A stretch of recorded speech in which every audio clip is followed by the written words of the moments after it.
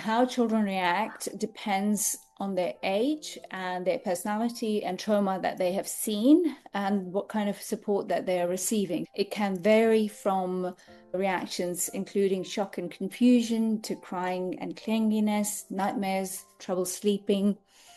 Sometimes we might be observing regressive behaviors like bedwetting, baby talk, separation anxiety, anger, acting out, sadness, or withdrawal. Any of those and more symptoms, but it does depend on the children themselves and depending on their age and personality. It's a wide variety of reactions.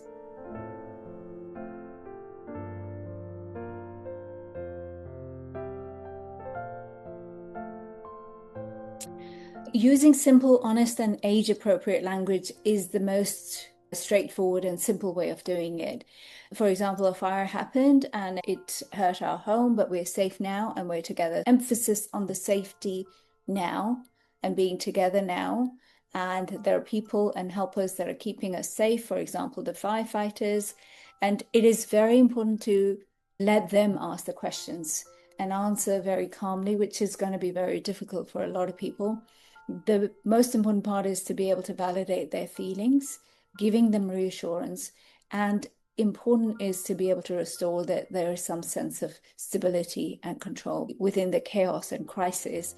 It is very, very challenging to be able to feel reassured and safe. And that is the important part, that they are safe now.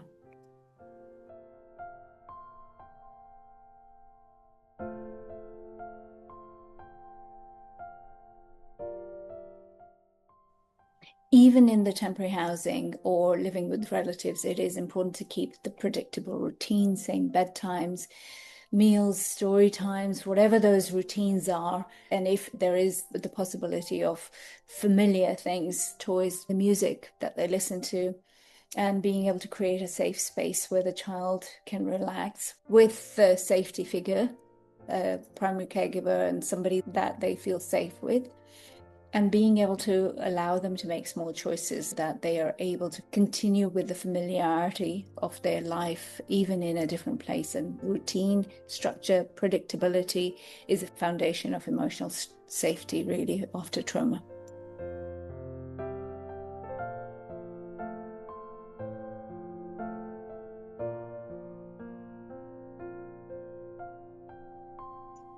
I'm sure over the years people have seen me speak about the impact of social media, images, and all of that. There is absolutely no question in this that media exposure has to be limited, especially, and kids need to be protected from the images, because once you've seen them, you cannot unsee them, especially for the kids under the age of 12. If they are watching it or they have come across it, it's important that it is watched together and discuss the news if they're older than 12 and explain what they saw in simple terms. It is important to remind them that they are safe and talk about the firefighters and neighbors and everybody else. And now things are a bit more stable.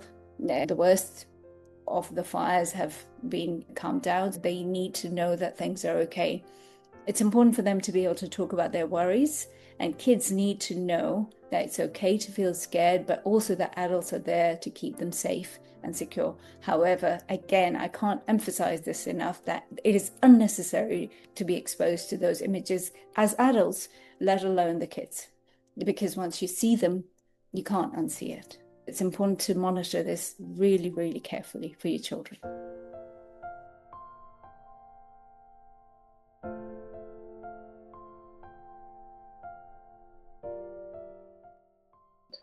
Well, it's very important to normalize their feelings, which is it's okay to feel scared and sad, which is what I said earlier, and you're safe here, and we are here to help you. And being able to offer outlets, for example, drawing or journaling or talking in private, and providing quiet time for overwhelmed students to be able to put the academic expectations away from these children for the next few weeks so that they are able to process what's happened. They've lost their homes or their families or family members. And it's really, really important to be able to separate the academics to the emotional well-being and be able to provide the focused support for the emotional well-being of these children.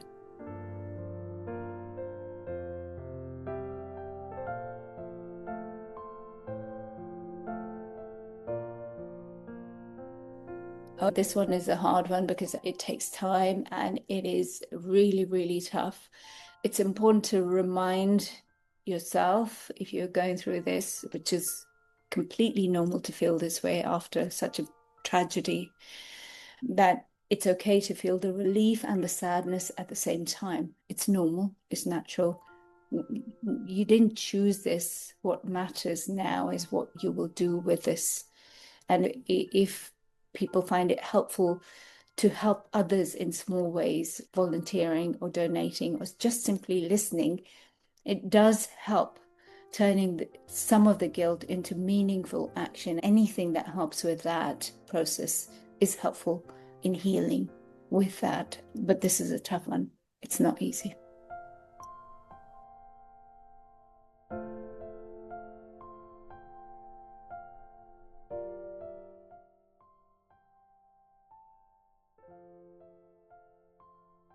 A fire. Calming routines, consistency, a sense of safety, a sense of familiarity, and obviously avoiding discussing all of these scary conversations or media stuff that they may be seeing.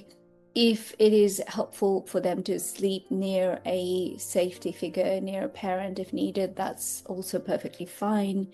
And being able to talk about the nightmares during the day, not to dismiss them, being able to draw them out and just giving them time. But knowing that there is an adult there that they can talk to and reach out to is helpful.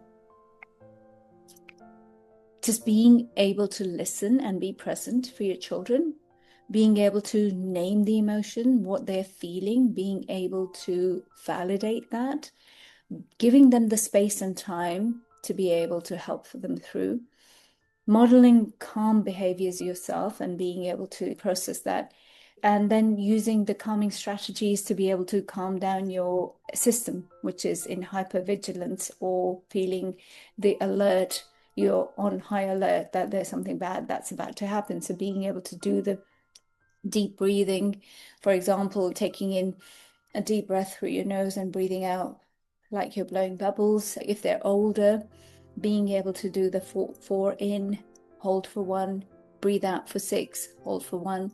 So those kind of breathing techniques are really, really helpful in calming the system down, which is on high alert. And it is really, really important to put some of this in for yourself as well as for your children.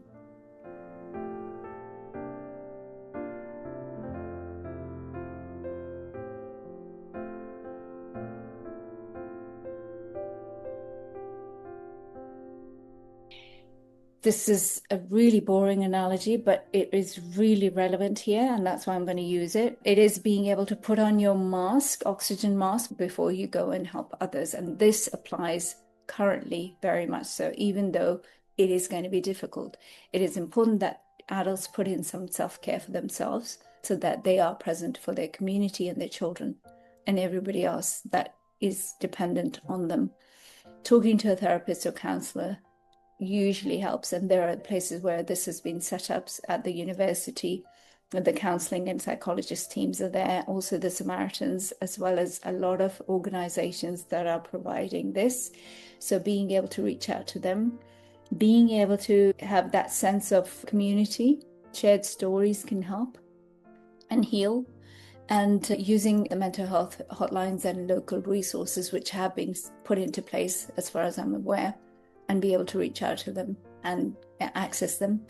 Self-care, sleep, movement, exercise, staying connected, and putting down the phone and not going on doom scrolling, especially for adults and teens. It's very, very important. It's not a weakness to ask for help. It's a strength. And kids usually do better when their caregivers are supported. So that's very important to remember in this.